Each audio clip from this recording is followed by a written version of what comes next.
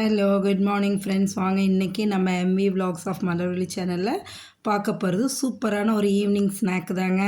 பாருங்கள், மேலே நல்லா முறுமுறுன்னு கிறிஸ்பியாக உள்ள நல்லா சாஃப்டாக இருக்குங்க. என்ன தெரியுங்களா? சிகப்பு பொன்னாங்கண்ணி கீரை போண்டாங்க. ஆமாம், கீரை போண்டா தான். சிகப்பு பொன்னாங்கண்ணி கீரை வச்சு செஞ்சுருக்கேங்க. அவ்வளவு டேஸ்ட்டாக சாஃப்டாக மேலே நல்லா கிறிஸ்பியாக முறுமுறுன்னு நல்லா இருந்ததுங்க. சூப்பராக குழந்தைங்க கீரை திங்காத குழந்தைங்களுக்கெல்லாம் இப்படி செஞ்சு கொடுங்க, சாப்பிட்டுடுவாங்க. வாங்க எப்படி செய்கிறேன்னு சொல்லி நம்ம வீடியோக்குள்ளே போய் பார்க்கலாமா? வாங்க வீடியோக்குள்ளே போவோம். பாருங்கள், சிகப்பு பொன்னாங்கண்ணி கீரை நல்லா ஆஞ்சி சுத்தம் பண்ணி நல்லா கழுவி எடுத்து வச்சுருக்கேன். பாருங்கள், ஒரு கிண்ணம் ஃபுல்லாக எடுத்து வச்சுருக்கேன். இவ்வளவும் போட்டு இப்போ போண்டா செய்யலைங்க. பொரியலுக்கு 3/4 பாகத்தை எடுத்துகிட்டு கொஞ்சம் 1/4 பாகம் தான் நான் போண்டாக்கு எடுக்கிறேங்க. சரிங்களா? மதியம் பொரியலுக்கு 3/4 பாகத்தை எடுத்துருவேன். மீதி 1/4 பாகம் தான் ஈவினிங் ஸ்நாக்குக்கு. பாருங்கள், இந்த அளவு கீரையை தனியாக எடுத்து வச்சுக்கிட்டாங்க போண்டாக்காக. அதுக்கு 1 கப்பு கடலை மாவு எடுத்து வச்சுருக்கேன். அதுக்கு கொஞ்சோண்டு பேக்கிங் சோடாவும் தேவையான அளவு உப்பும் எடுத்து வச்சுருக்கேன். அடுத்தது பார்த்திங்கன்னா ஒரு 1/4 கப்பு, அதாவது இதில் பார்க்க குட்டி கப்பில் 1 கப்பு, ஆனால் அதுக்கு 1/4 கப்பு தாங்க அரிசி மாவு. ஒரு பெரிய வெங்காயம் நறுக்கி வச்சுருக்கேன். 5-6 இனுக்கு கருவேப்பிலை நறுக்கி வச்சுருக்கேன். 1 ஸ்பூன் பெருஞ்சீரகம், 2 மிளகாய், காஞ்ச மிளகாய், பூண்டு பல், இஞ்சி எடுத்து வச்சுருக்கேன். 2 பச்சை மிளகா பொடியாக நறுக்கி வச்சுருக்கேன். தேவைக்கான அளவு பெருங்காயத்தூளுங்க. இதை வச்சு தான் செய்ய போகிறோம். வானலில் எண்ணெய் ஊற்றி வச்சாச்சுங்க. இதை பிசையறதுக்குள்ளே நம்மளுக்கு எண்ணெய் சூடாகிடும். அதுக்காக தான். பாருங்கள், ஒரு கிண்ணத்தை எடுத்து வச்சாச்சு. முதல்ல பொன்னாங்கண்ணி கீரை நல்லா கழுவி எடுத்து வச்சுருக்கோம் இல்லையா, அதை எடுத்து கிண்ணத்தில் போட்டுருங்க. போட்டுட்டு ஒரு பெரிய வெங்காயம் நறுக்கி வச்சுருக்கோம் இல்லையா, அதையும் எடுத்து அதில் போட்டுடுங்க. கருவேப்பிலை நறுக்கினதையும் எடுத்து போட்டுவிடுங்க. பச்சை மிளகா பொடியாக நறுக்கியிருக்கோம் பாருங்கள், அதையும் எடுத்து போட்டுருங்க. இஞ்சி, பூண்டு, பெருஞ்சீரகம், 2 காஞ்ச மிளகா பெருசாக வச்சுருந்தேன் பாருங்கள், அதை மிக்சியில் அரைச்சி எடுத்து வச்சுருக்கேங்க. அதையும் இதில் போட்டுக்குங்க. போட்டுட்டு நல்லா ஈவனாக கையால் பெசரி கிளறி விடுங்க. நல்லா எல்லாம் கலந்து வர்ற அளவுக்கு, நல்லா உதிரியாக வர்ற அளவுக்கு பெசரி விட்டுடுங்களேன். அந்த அரைச்சதையும் போட்டுக்கணுங்க. அது நல்லா, ஏன்னா நம்ம தட்டி போடுறத விட இந்தமாரி அரைச்சி போடும்போது அதோட டேஸ்ட் வேறு. சரிங்களா? போட்டு நல்லா கிளறி விடுங்க.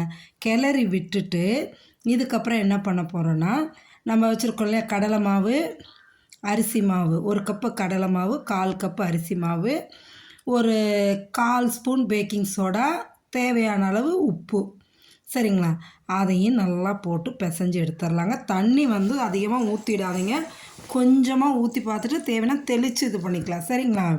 போட்டு நல்லா பிசைஞ்சு எடுங்க. பிசைஞ்சிட்டு பெருங்காயத்தூள் தேவையான அளவு போட்டுக்கோங்க. ஏன்னா கடலை மாவு சேர்க்குறோம் இல்லையா, அதனால் பெருங்காயத்தூள் கொஞ்சம் போட்டுக்கலாங்க. போட்டு கலர்லாம் எதுவும் போட வேண்டாங்க. நான் ஃபுட் கலர் எதுவுமே ஆட் பண்ணலைங்க.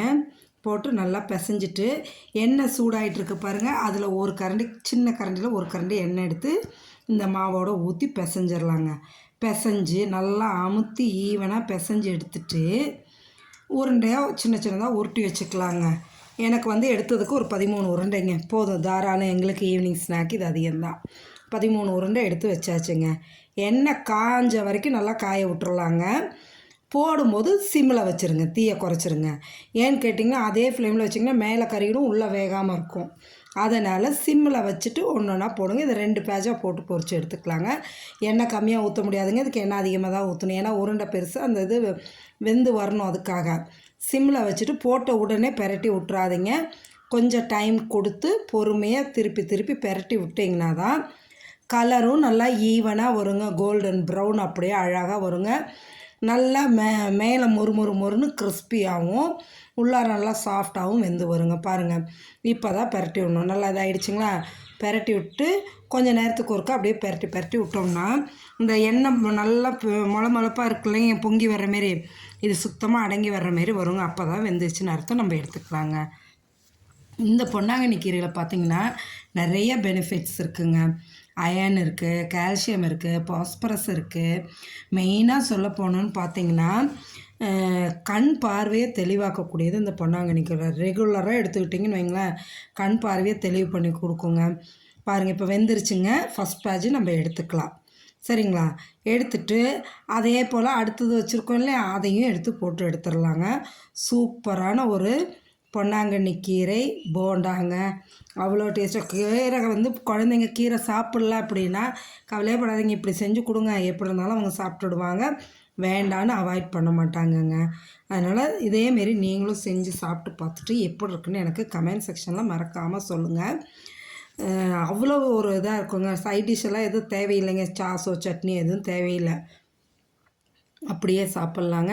பாருங்கள், இப்போ அடுத்த பேஜும் நான் போட்டு எடுத்துட்டோன்னு வைங்களேன், சூப்பரான ஒரு பொன்னாங்கண்ணி கீரை போண்டா ரெடி.